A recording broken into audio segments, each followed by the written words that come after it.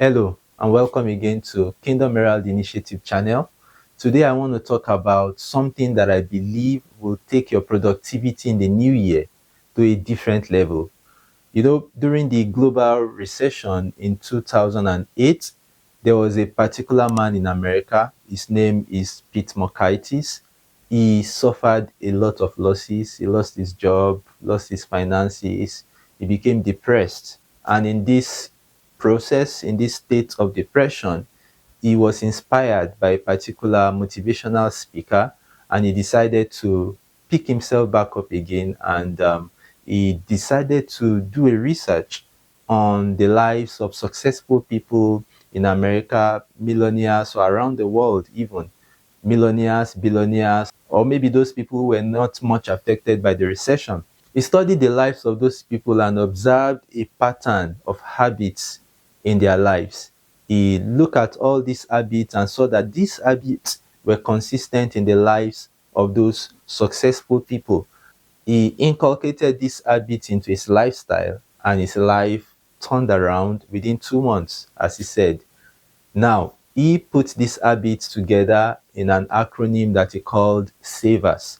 And as we begin to look at them one after the other, you will agree with me that these are truly savers. The first letter S there stands for silence. These are the days where silence is difficult to achieve. When you're in the bathroom, you're listening to music. When you're driving, you're listening to something or watching something. When you're, multitasking here and there, people hardly get a time of silence to themselves. And this is very, very important. When you have a moment of silence, ideas can come to you, things that you never thought about before will just come to your mind on how to solve some particular problems. Maybe a new idea about a project or about something about a business that you should embark on. But for me personally, I don't use this to replace my personal time with God. When I get up in the morning, I have my quiet time or devotion or whatever you call it. You spend time with God, you pray, you study your Bible. Then after that, I can now observe that silence. And if you have done that, you've prayed, you've read your Bible, your channel is pure. Your channel is free to attract fresh ideas that God will be depositing in your heart. So the period of silence doesn't have to be long. You can just spend something like 10 minutes where you're not actively thinking about something. You'll observe that ideas will come to you, fresh ideas. It might not happen immediately. You start doing that. It might look funny at first, but as you're consistent on it, day after day, you see that you begin to master that process. And that is what that silence is all about. It could be when you're in the bathroom, taking your shower, using the toilet, you just decided that, okay, these few minutes I'm going to spend here, I don't want to think about anything. I don't want to listen to anything. I just want to be silent. Even the Bible tells us, it says, be still and know that I am God. So God often wants us to be still before giving us some ideas. When we are actively engaging in this or that, listening to this, watching this, we are not still. There is no silence within us to even be able to catch the impressions that God is trying to give unto us. So that moment of silence, that moment of stillness can be very, very crucial for your development in 2025. And as those ideas are coming to you, you make sure that you are penning them down. So you spend like 10 minutes on that silence. Then the next one is affirmation. I know this is something you probably have heard before. The way people talk about affirmation is, oh, I'm going to be a millionaire. And you keep saying it, you keep saying it. Oh, I am going to achieve this, I'm going to achieve that, I'm going to become the CEO of that company. Yeah, all that is good, and there's nothing wrong about that. But the kind of affirmation that we are talking about here is an affirmation of commitment. You don't just say, oh, I'm going to be this, I'm going to be that, and you're not actively engaging in the things that will make you become what you are affirming. So this kind of affirmation is that you are going to be committing to the steps, the processes that will take you to your ultimate goal. You could have penned down some things that you want to achieve, and you will be saying, okay, I commit to doing these things. I commit to maybe doing 50 push-ups this morning. I commit to reading 5 pages in this book this morning. Those are the kinds of affirmation that this is about. You have written out the tasks that you want to accomplish in that particular day, and you are saying to yourself that I'm going to do this. I'm going to run 3 miles this morning. I commit to running 3 miles this morning. You are affirming those things, and you are speaking to yourself that you are going to actually do those things that will make you reach your ultimate goal. And what that does to you is that it prepares you. And even if you don't like that particular task, that particular activity, but you are saying it that, yes, I may not like this, but I'm committing myself to doing those things. And when you are farming, you are specific about what you are going to do, when you are going to do it, and why you are doing it. Now, the next thing in the acronym SAVERS is visualization. And this is you picturing yourself actually doing those activities you have mapped out that you are going to do. Athletes do this a lot, and you see that great achievers in all walks of life, this is something that they have really mastered. They get there before they reach there. They picture themselves doing those activities that will help them to reach their goal. And that is what a visualization is about. You are looking at it, you are seeing it, you imagine yourself running those 5 miles early in the morning.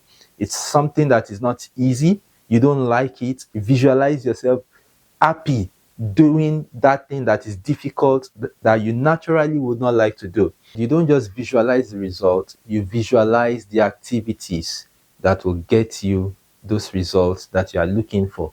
Now, the next letter there is exercise.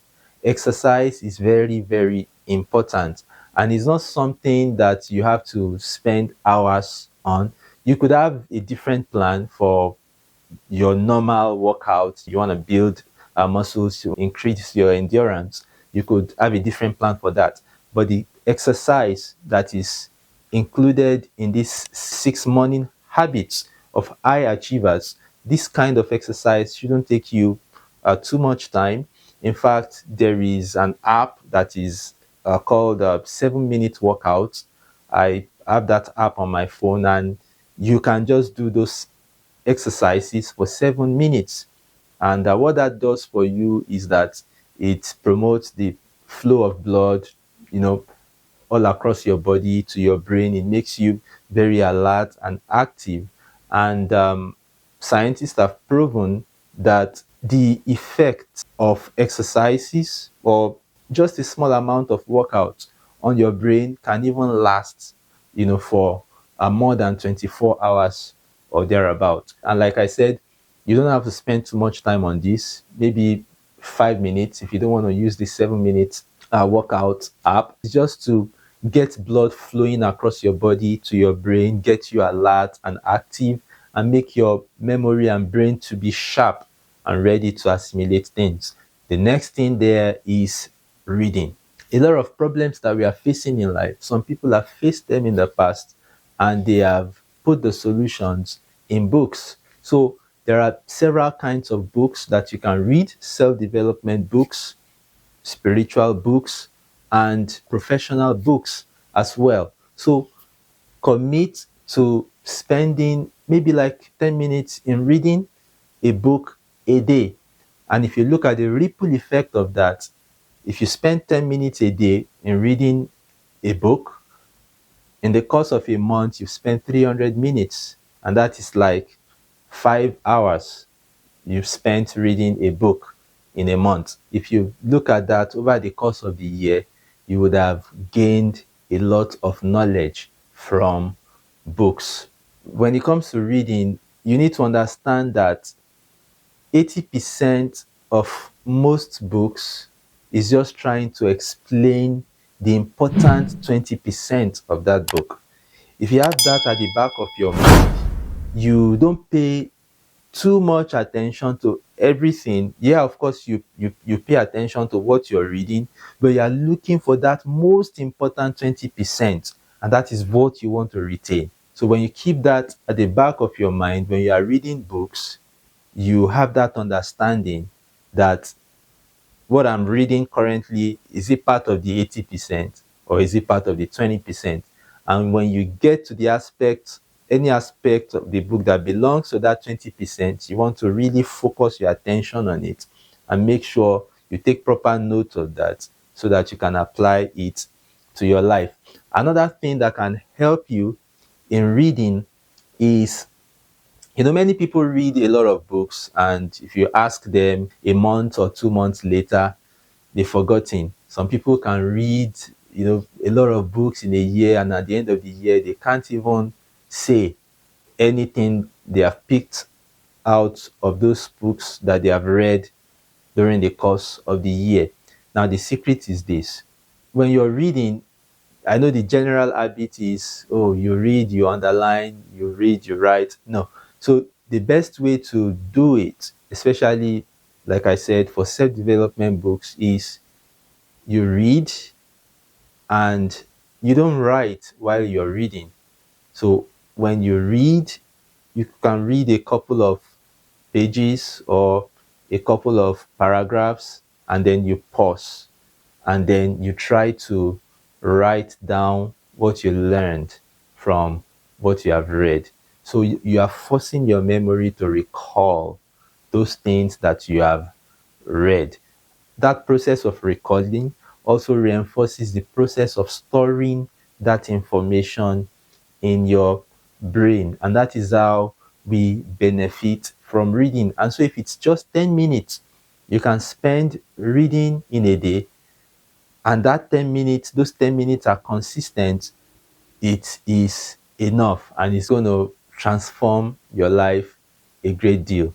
There's so much we can talk about on reading, but this is not the video for that. Maybe I'll talk about something like that in another video, because there are different tactics for different kinds of reading.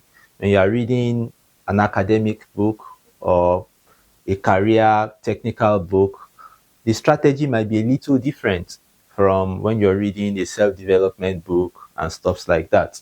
Now, the final letter in the acronym SAVERS is S, and that is for scribing. Scribing means writing. When you scribe, you write, it means journaling. And what that means is that before the start of your day, you want to map out the things you want to achieve for that day. There is this app that is called the 5 minutes journal. I used it before, but right now I don't really use it because, it didn't work too well for me personally. I just write the things I want to achieve on my iPad, and I feel it's easier to relate with for me that way. But for you, it might be different. You might enjoy that 5 minutes journaling app. It will ask you to, okay, mention 3 things you're grateful for. That makes you to start your day with gratitude. It makes you to have that feeling of, okay, some things are working in my life. My life is not miserable. My life is awesome as it is already, but you still want to develop that life. So there are things you're grateful for. Then after that, you're going to write out the top 3 things you want to accomplish for that day.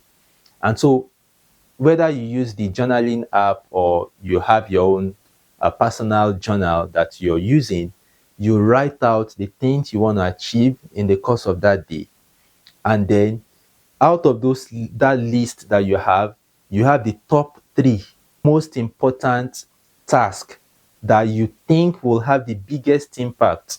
Out of all those activities, you highlight them and you focus on those first of all during the course of the day. I used to make that mistake. I'll write like 10 or 12 things that I want to accomplish in a day without any particular priority attached to any of them.